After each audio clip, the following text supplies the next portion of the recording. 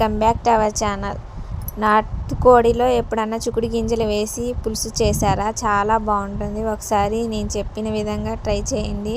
ముందుగా మిక్సీ గిన్నెలో ఎండు కొబ్బరి, అల్లం, వెల్లిపాయలు వేసి పేస్ట్ చేసుకోవాలి. స్టవ్ మీద పప్పు కుక్కర్లో కొద్దిగా ఆయిల్, సన్నగా కట్ చేసుకున్న ఉల్లిపాయలు, పొడుగ్గా కట్ చేసుకున్న పచ్చిమిరపకాయలు ఒక 5, చిటికెడు పసుపు వేసి బాగా వేయించుకోవాలి. ఉల్లిపాయలు కొద్దిగా గోల్డెన్ కలర్ వచ్చే విధంగా ఫ్రై చేసుకోవాలి. ఇందులోనే కడిగి శుభ్రంగా పెట్టుకున్న చికెన్ కూడా వేసి బాగా తిప్పుకోవాలి. నేను చూపించిన విధంగా మొత్తాన్ని కలుపుకోవాలి. ఇలా కలుపుకోవాలి. ఇందులో మీకు రుచికి తగ్గట్టు కారం, నాటుకోడి కాబట్టి కొద్ది కారం ఎక్కువే వేసుకోండి, అప్పుడే బాగుంటుంది ఘాటుగా. పులుసులోకి ఎప్పుడైనా కొద్ది కారం ఎక్కువే పడుతుంది.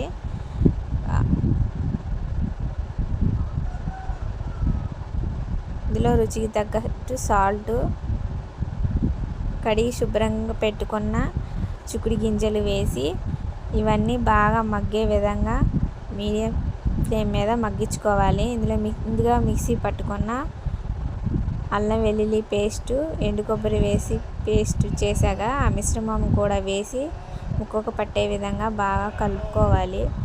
ఇలా కలుపుకున్న మిశ్రమాన్ని ఒక 10 నిమిషాలు మీడియం ఫ్లేమ్ మీద బాగా మగ్గనియాలి.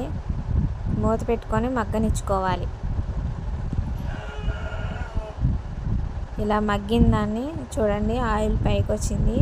ఇలా మగ్గిన దాన్ని మళ్ళీ ఒకసారి తిప్పుకోవాలి. ఈ 70% ముక్క బాగా ఉడికిద్ది. ఈ టైంలో కొద్దిగా వాటర్, మీ గ్రేవీకి సరిపడా వాటర్ పోసుకోవాలి. నేను 1 లోట వాటర్ పోసాను. కొద్దిగా ముక్క మునిగేంత వరకు వాటర్ పోసి 10 నిమిషాలు మీడియం ఫ్లేమ్ మీద బాగా ఉడకనిచ్చుకోవాలి.